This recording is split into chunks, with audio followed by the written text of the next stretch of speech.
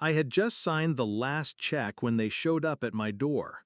The ink on the mortgage release wasn't even dry. My house, finally mine. Every brick, every beam, bought with years of sweat and sleepless nights. But my sister-in-law didn't see it that way. She barged in, her kids running wild across the living room I had built piece by piece. "Pack up the guest room," she said, smiling like she owned the place. "We're moving in. This house belongs to the family now." I didn't answer. I just stood there, still holding the envelope that confirmed freedom. My brother walked in behind her, sheepish but silent. My parents followed last, nodding in quiet agreement. It wasn't a request, it was an announcement. 3 years earlier, I wouldn't have believed it. Back then, we were normal. Family dinners, birthdays, the illusion of closeness. I helped them when they needed money, babysat their kids when they needed a break. I thought loyalty was mutual. But over time, the cracks showed. Jokes about me being selfish for living alone. My father asking why I didn't just hand the house keys over since I had no children. My mother whispering that family sacrifices for each other. The final proof came in the form of a text message, meant for someone else. My sister-in-law had sent it to me by mistake. "Once she pays it off, we'll have a place secured. She doesn't even need all that space." That night, I stopped being naive. I didn't confront them, not then. Not when they pushed me to add my brother's name to the deed just in case. Not when my parents stopped inviting me to dinners, as if punishing me would soften my spine. I stayed silent. I played the role of the dutiful outsider. And I planned. I doubled down on my payments. Every extra shift, every weekend side gig, every dollar went into clearing that debt faster. I wanted it done. I needed it done. Because the day the bank's claim ended, my real leverage began. And here it was. The day.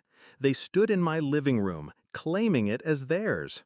My sister-in-law already scrolling on her phone, probably telling friends she'd secured the house. I looked at her, then at my brother, then at my parents. I felt nothing. No rage, no heartbreak, just a sharp, steady calm. "You're right," I said finally, my voice low, deliberate. They all froze. "You're right. Family property, right? A roof for everyone. No child left without a home." I agree. Relief washed over their faces. My mother almost smiled.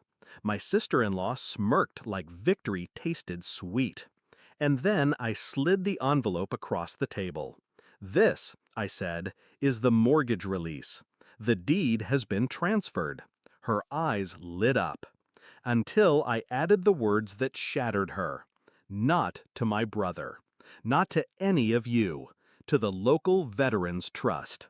Her smirk cracked. "What?" I leaned forward. "I donated the house. It's theirs now. Every nail, every wall. Legally binding, notarized, filed. Your claim? Gone. Your plan? Dead.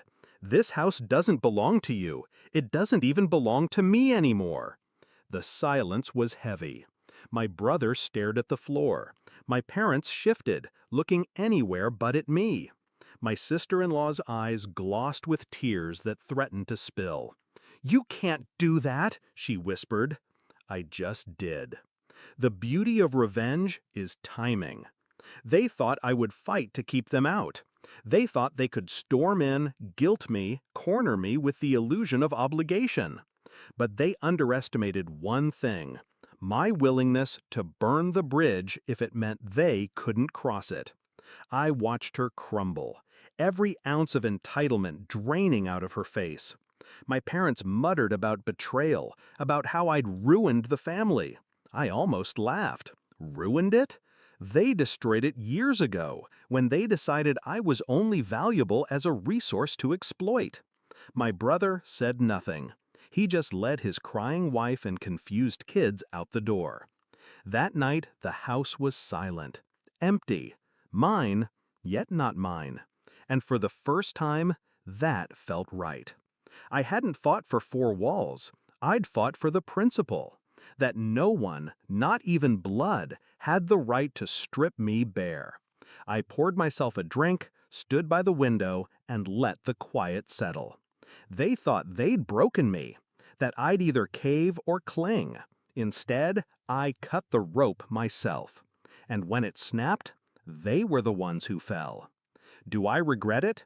Not for a second. They wanted a house. I gave them a lesson. And sometimes, that's the better inheritance.